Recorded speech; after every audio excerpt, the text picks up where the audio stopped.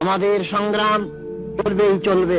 যারা ঘুষ খাও তারা ঘুষ না খাও, পায়খানার থেকে বালতি এনে সমানে খাও। আমরা বাঙালি জাতি স্বাধীনতা অর্জন করতে জানি, স্বাধীনতা রক্ষা করতে জানি। পাকিস্তান আর কোনদিন বাংলাদেশের মাটিতে পাও দিতে পারবে না। আমরা বাঙালি জাতি স্বাধীনতা অর্জন করতে জানি, স্বাধীনতা রক্ষা করতে জানি। আমরা চীনের গোলাম হব না, ভারতের গোলাম হব না, আমেরিকার গোলাম হব না, শ্রমিকের লাভ করিয়ে এই দেশের ধার্মিকের প্রতিযোগিতা কখনো তা হবে না, হবে না। 1976 সাল 17 নভেম্বর মৃত্যুবরণ করেন জননেতা আব্দুল হামিদ খান ভাসানী। তার মৃত্যুতে সাধারণ মানুষের মধ্যে শোক শুরু হয়। এমনকি তার জানাজায় হাজার হাজার মানুষের সমাগম ছিল। 1976 সালে 17 নভেম্বর কি হয়েছিল, কেন আব্দুল হামিদ খান ভাসানীর মৃত্যুর সাধারণ মানুষ মেনে নিতে পারতেছিল না? 1976 খ্রিস্টাব্দে 17 নভেম্বর ঢাকা মেডিকেল কলেজ হাসপাতালে এদেশের বরেণ্য নেতা মৃত্যুবরণ করে। আব্দুল হামিদ খান ভাসানীকে টাঙ্গাইল জেলার সদর উপজেলা উত্তর পশ্চিম সনতস নামক পীর শাহজামান দিঘির পাশে তার লাশ সমাহিত করা হয়। মাওলানা আব্দুল হামিদ খান ভাসানী 1880 সালে 17 ডিসেম্বর সিরাজগঞ্জের সায়াধানগড়া পল্লীগীতিতে জন্মগ্রহণ করেন।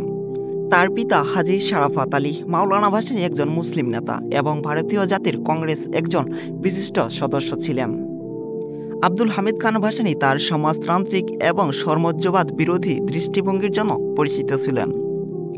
আব্দুল হামিদ খান ভাসানী সর্বভারতীয় কিষাণ সভার একটি কৃষক সংগঠন এবং ভারতীয় কৃষি ইউনিয়ন অন্যতম প্রতিষ্ঠাতা ছিলেন। তিনি ভারতের কমিউনিস্ট পার্টির সদস্য ছিলেন। রাজনৈতিক কর্মকাণ্ডের জন্য ব্রিটিশ কর্তৃপক্ষ তাকে বেশ কয়েকবার গ্রেপ্তার করেছিল।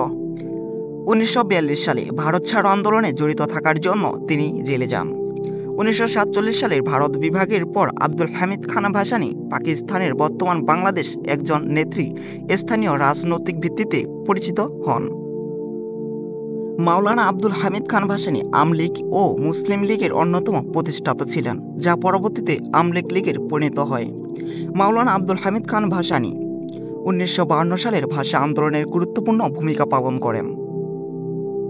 মাওলানা আব্দুল হামিদ খান ভাসানী গ্রামীণ এলাকায় শিক্ষা ও স্বাস্থ্যসেবার প্রচারের জন্য পরিচিতি লাভ করেন। তিনি পূর্ব পাকিস্তানের বেশ কয়েকটি স্কুল এবং হাসপাতাল প্রতিষ্ঠান করেন।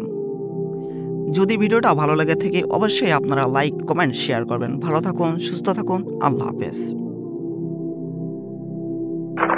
আমরা বাঙালি জাতি স্বাধীনতা অর্জন করতে জানি, স্বাধীনতা রক্ষা করতে জানি।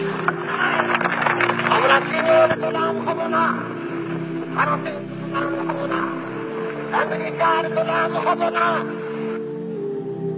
শ্রমিকের লাভ করিয়ে এই দেশের ধার্মিকের প্রতিযোগিতা কখনো তা হবে না, হবে না।